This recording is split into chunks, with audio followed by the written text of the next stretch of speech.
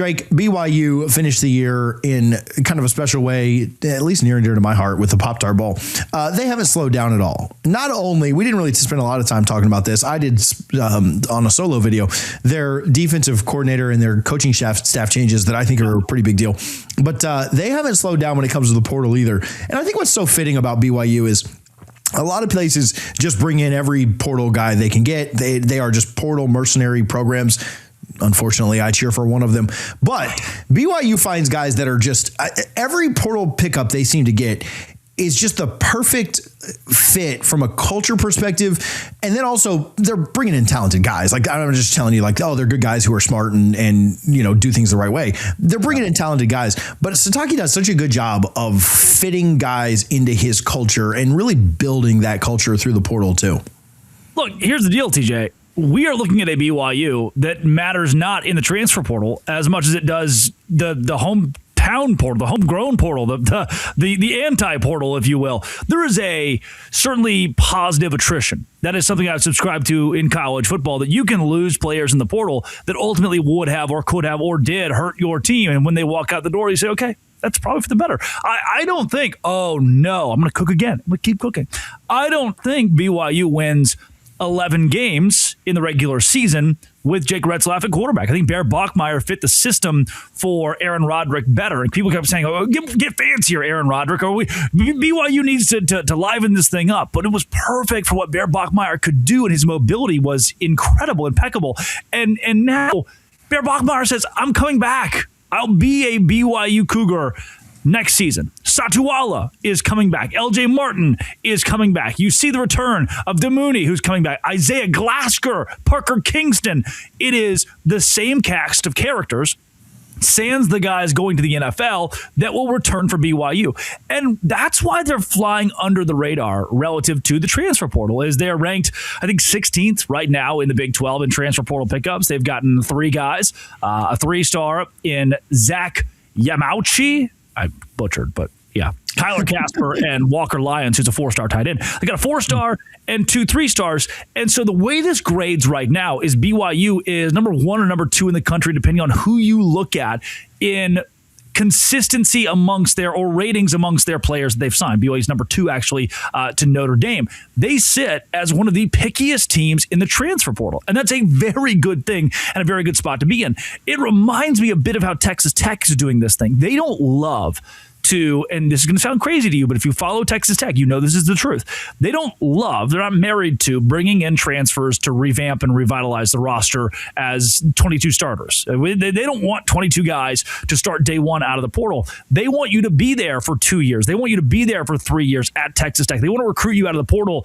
as a sophomore and try to grow you up through their program. Now, obviously, Fernando Mendoza is an example of this at the top of college football. The quarterback position is much different. You may buy a guy for a year and be stuck with that. But at Texas Tech, they want to bring you in and grow you up. A portal piece for them, Jacob Rodriguez, who was not a star day one at the linebacker position. What BYU wants to do is they say, okay, who's back? Oh, all of you are back. Everyone wants to come back that can come back. The portal, the entries to the portal for BYU weren't very hurtful. None of the guys are ranked above 3 stars that have left, and a couple of them were good in high school but never really panned out for BYU this year. They're bringing back who they need to bring back. They are getting rid of the guys who did not fit for BYU, who weren't good enough at BYU, who weren't good enough culture-wise for BYU, and they're signing guys like Walker Lyons who are going to add to the play on the field and to the locker room. They're adding guys in a picky way, and that's a good spot to be in if you're BYU. Again, Indiana's the same way. Curt Cignetti wants to bring guys in who are old and experienced, but don't necessarily need to start day one. They grow the team up. They compete for positions, and maybe they don't start. But if they do not start, that's okay, because they're getting better, and the teammates that are around them competing with them are getting better. That's what BYU is subscribing to in the transfer portal, and it is working, but it's flying extremely even I haven't talked about it much. I think it did maybe 5 minutes last week where I mentioned, hey, BYU has signed no one in the transfer portal in the last 5 days. What they've proven to me is they don't really want to or need to. And if they do, it's going to matter. They're not going to overhaul. And why would they? I love the Walker Lyons pickup, and I think we'll talk more about him as the season gets a little closer, and then I think we'll talk about him a lot when the season is here. But you're right, man. So much gets made, and I think the portal for so many programs, and really maybe it's a way it is a way to retool your roster. You can certainly have a lot of success with it. I mean, I joked about Florida State. Yeah, they've had a lot of success, and they've crashed and burned in the portal. And so there's a lot of volatility that comes with it. I don't want to make the portal out to be just this awful thing that you should avoid like a cancer or something, like just stay away from it. You should avoid cancer, by the way. I just want to double down there. Yes. Stay there. But I do think what's so telling about BYU is the retention ability. Yeah. Like guys don't want to leave. And that doesn't, Drake, that's just not sexy. Like, that's just not exciting. You know, they have to big it up now. And I'll tell you this. I didn't mind Retzlaff's post, but why am I seeing Hayes Fawcett tweet graphics of guys that are re-signing with their programs, which Bears was not I'm re-signing with BYU. This is college football, man. And I understand it's a lot closer to the pros now than it's ever been. And I understand that. But this is not like LeBron James deciding on the Miami or the Cleveland or the LA decision.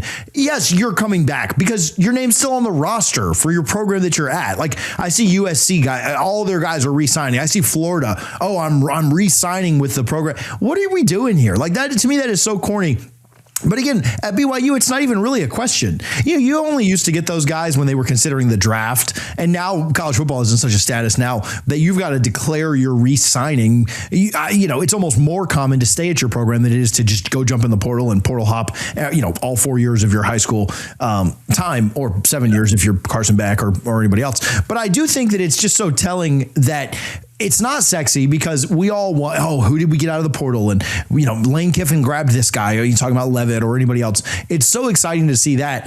What's more important is the impact of retention than the excitement of the portal. If I had to sum up BYU in one sentence, it would be that. It's more exciting, or it's more important to have the retention than it is to have the excitement of the portal.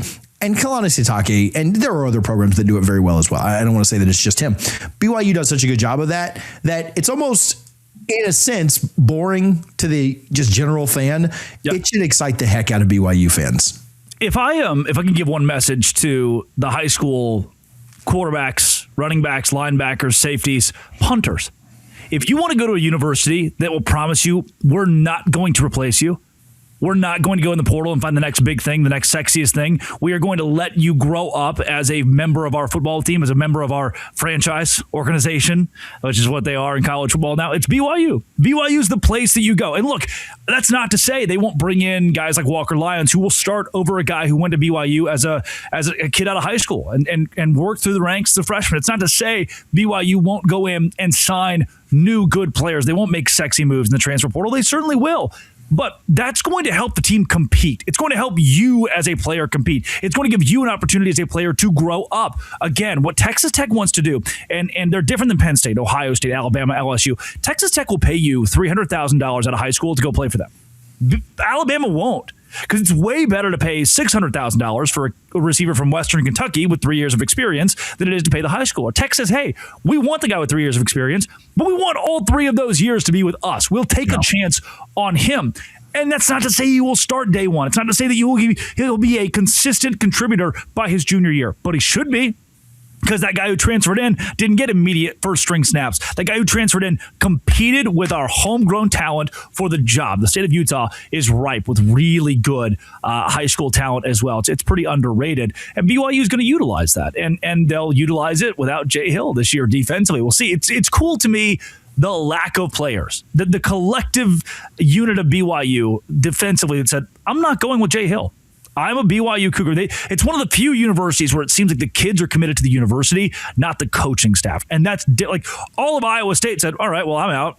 I'm going to Penn State. Penn State did the same thing with Virginia Tech. Yeah. Yes, Virginia Tech. Yeah, the exact same thing. And at BYU, one of your most important coaches leaves, maybe your most important coordinator in 2 decades. And the guy's like, okay, well, good luck. Have fun with Kyle Whittingham. I'm not going to go play for him. I'm a BYU Cougar through and through. And it shows the culture. I think a good example of this before we get out of here is Garrison Grimes, long snapper. Like, well, what is this guy talking about a long snapper for? All-American. long snapper, who went to Baylor for a while. Jeff Grimes' son actually went to Baylor for a while after spending a year at BYU. And I was like, dude, I just miss that. I miss the culture. I miss the people. I miss the vibe. Now, he's not even a Church of Jesus Christ of Latter-day Saints, member of the church. He's just like, I miss being a part of something bigger like BYU. And really cool that the Cougars are able to put on the way they are, keeping these guys in the portal and not having them leave with Jay Hill. Yeah, it really is special. It really does speak to the culture and the testament to it. And again, it's almost like it's not almost like, it's kind of the perfect, it's kind of what Dabo, I think, originally intended to do. Wanted to do, yes. But was just too stubborn to like really lean in. Like BYU will take a transfer and a high impact transfer. I think Dabo was so scared of the way that it would look to his current guys, and the way that Kalani is able to do it is he'll bring in a high impact transfer and say, dude, he's not guaranteed that job. Yep. You're a young recruit. Go beat him out. And we'll just give the job to the best man. Like, I just want to win games. I'm not worried about politics or the way things look or anything else. Go beat him out. Freshman Bear Bachmeier there over McKay Hillstead. Transfer McKay Hillstead. Freshman Bear Bachmeier. I mean, great. 100%. And so, hey, we're going to bring in good guys. If you want the job, go get it. I don't care. I don't care who they are, what their star ranking was, where they're from, what their mom said, anything else. Go win the job. So, Drake, where can people follow you? Where can they find your content? Yep, at Locked On Big 12, wherever you find your podcast. Westwood One, the Drake Toll Show, Westwood One, 6 a.m. to 9 a.m. Eastern Time in the Westwood One Sports app. I don't know, just like Google Drake Toll, and half of it's good, half of it's not. Who cares? All right, Kurt Signetti. See you next week. See you, TJ.